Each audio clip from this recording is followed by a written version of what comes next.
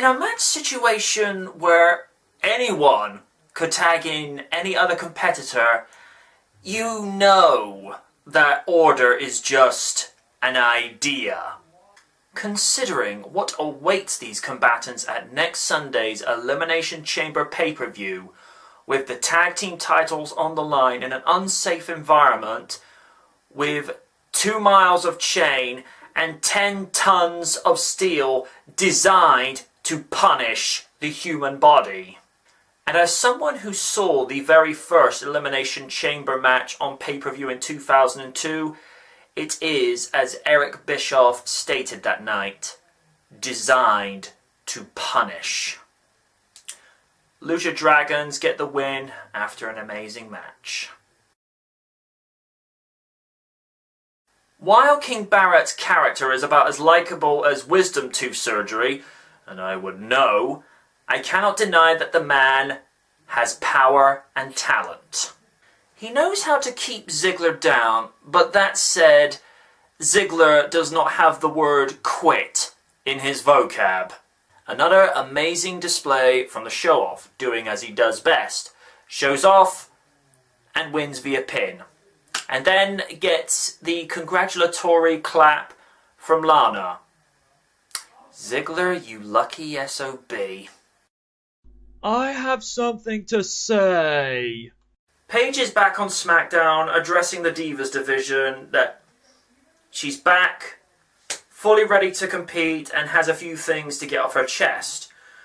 While she admires and respects Naomi for doing what she's done, seizing opportunity, grabbing it, and moving forward, she takes a little bit of exception that it was Paige's victory in the #1 contendership battle royale to become said contender for the Divas title when Raw was in London a month ago.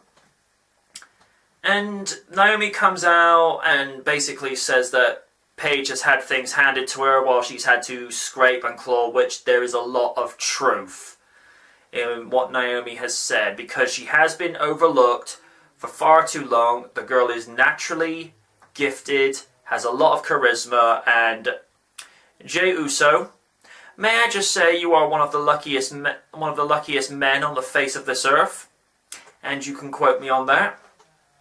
It then starts all going back and forth, where Paige basically says akin to, yeah, but you do a lot of complaining lately and don't do a lot of, backing your words up. That then basically gets into another fisticuff situation, which then prompts Nikki Bella, of all things, to come down to the ring and takes not only Naomi and Paige out, but Naomi's backup, basically saying, I'm queen of this ring, bitches. And she's still getting cheered. I don't know why.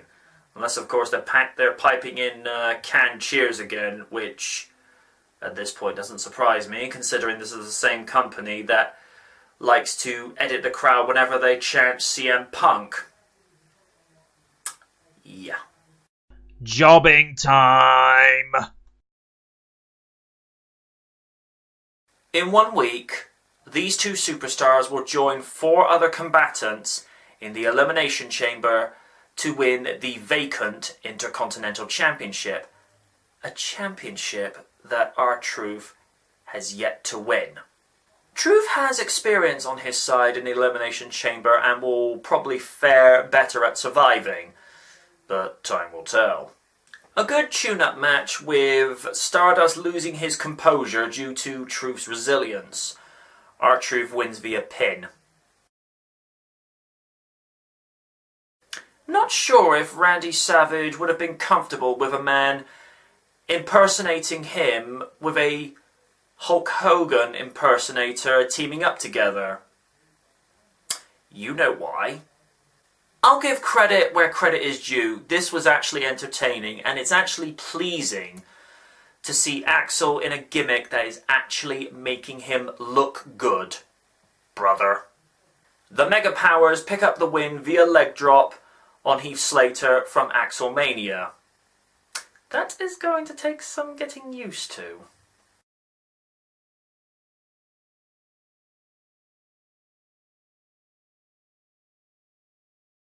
Oh goody, a rerun.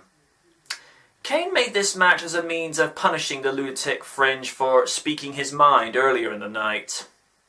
But a match with a crazy guy against another? Ambrose loves this stuff! Unsurprisingly, the Goon Squad showed up looking to disrupt the match along with undisputed champion Seth Rollins, but he decided to turn tail and thought better of it when Roman Reigns showed up at ringside. A chaotic match that saw Ambrose win via dirty deeds. Good match. Right, we've just come off of one pay-per-view in Payback, and now we're just 2 weeks away from the Elimination Chamber, which is just a WWE Network exclusive. I've been saying this for some time. Did WWE learn nothing from 2006 with something close to 16 pay-per-views in 1 year? Back in the day,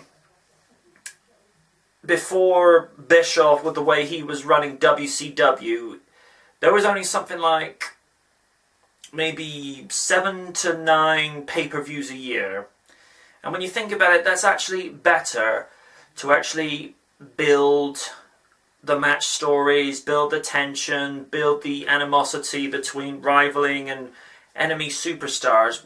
But then it got up to 10 a year, then it was 1 a month. But when we start seeing, nearly 3 pay-per-views within the space of a month, you do begin to question if WWE is doing this out of desperation or just as a means of expanding their pay-per-view library. Personally, I'm inclined to agree with the latter, but what would I know? From what I saw of tonight, it does look as though they're looking to go into Elimination Chamber strong, but again, I would argue you need to actually have at least 3 to 4 weeks between each pay-per-view event, just so that, the focus is taken off from the last event, so that you can start fresh and then start the creative build towards the next event. But problem with WWE is they rush things. And then 2 weeks after the Elimination Chamber, it's Money in the Bank. Now, if Money in the Bank was kept, say, for June 21 or June 28, where then it would be 3 to 4 weeks removed from Elimination Chamber, I'd say, yeah, that's fine.